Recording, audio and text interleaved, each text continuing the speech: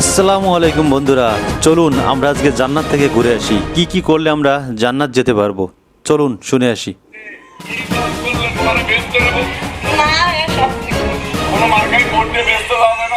আমরা ধানের শীষে ভোট দিলে আমরা জান্নাত পাবো, এটা আমরা বলতে পারি। আদর্শবান দল ধানের শীষের দল। রোজা, নামাজ, হজ, জাকাত কিচ্ছু লাগবে না, ধানের শীষে ভোট দিলে বেঁচে যেতে পারবেন। তো সহজ ভাই। জিয়া রহমানের নাম নিলে প্রতিদিন আস্তাগফিরুল্লাহ, আস্তাগফিরুল্লাহ। আমি বিশ্বাস করি বেহেশতের মালিক আল্লাহ তাআলা, দোজখের মালিক আল্লাহ তাআলা। কে কোথায় যাবে সেটা সিদ্ধান্ত একমাত্র আল্লাহ তাআলা নেবে। তাহলে যারা গিয়ে বলে যে তাদেরকে ভোট দিলে বেহেশতে যাবে, এটা কি হতে পারে? মুনাফিকি না, এটা রীতিমতন শিরকি শিরকি শিরকি। তাহলে এই সেরেকি দলদের আপনারা কেন ক্ষমতায় দেখতে চান? কেন সেরেকি দলদের ভোট দিবেন? তাদের মুখে শুনুন, তাদের প্রশ্ন, তাদেরই উত্তর।